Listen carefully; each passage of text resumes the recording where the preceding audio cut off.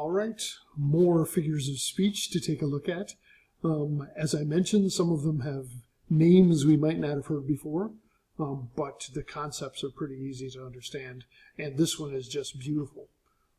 If you want to explain the whole scope of something, Merism is the way to go.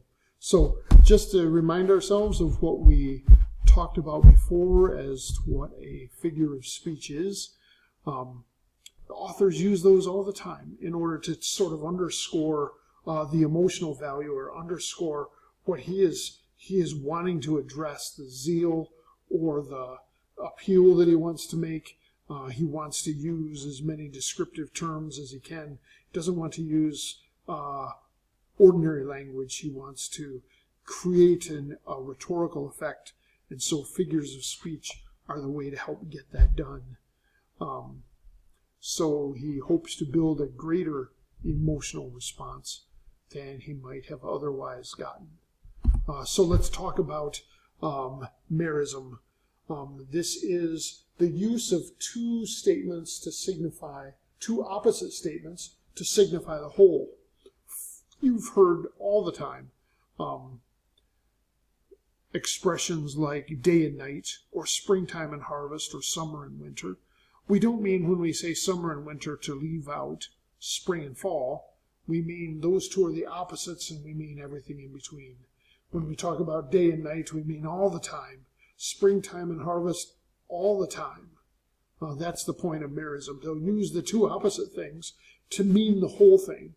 So it doesn't help if someone says, day and night, they are vigilant to stomp out crime.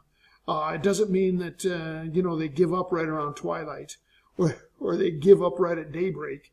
And those would be the best times to commit a crime. No, the use of two opposites is meant to mean all the time.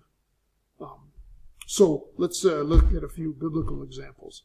In the beginning, right from the very beginning, we have a figure of speech, the very first verse. In the beginning, God created the heavens and the earth.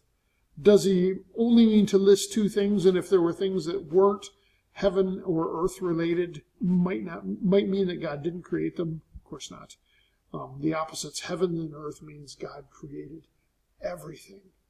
Or there's a phrase in verse 5 that says, there was evening and there was morning the first day. And so evening and morning means one whole day. So there we are. That's the idea of Merism. Two opposites that mean to indicate the whole thing. Let's look at another example. Psalm 139 is just filled with merisms. And you can see this is how the psalmist wants to express the idea that God is always there with him. So in verse 2 he says, Lord, you know when I sit down and when I get up. See, those are the opposites, sitting down and getting up. Does that mean only in the process of doing those two things? Of course not. All of the psalmist's activities, everything that he does, that might be considered in between the times that you sit down and the times when you get up, all those activities, God knows them full well. Verse 3 then says, you know when I journey and when I lie down. When I get up and I'm going out to accomplish the tasks for the day, or I'm making a trip, or when I'm finished with my travels and I come to lie down, all of my activities are known in advance by you. He knows all of time. He knows all of space. He knows all situations. Verse 8 has another merism. If I ascend to heaven, you are there. If I make my bed in Sheol, behold, you are there. Doesn't matter if you're in heaven or hell. God knows everything. He knows where you are. He knows what you're doing. And for the psalmist, that is complete peace. He is never outside of the scope of God's attention. He is never outside of the scope of God's help when necessary. So David celebrates in Psalm 139 by saying, doesn't matter. When I lie down, when I get up, you're there. When I go on a journey or when I lie down, you're there. Whatever happens in my life, whatever I do, wherever I go, you're there and you watch over. So that's Psalm 139.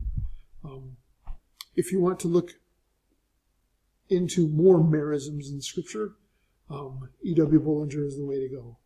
So check out him.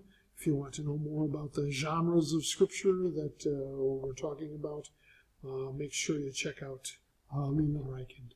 And we'll be back in just a little bit to talk more about those figures of speech that help us to understand Scripture more clearly.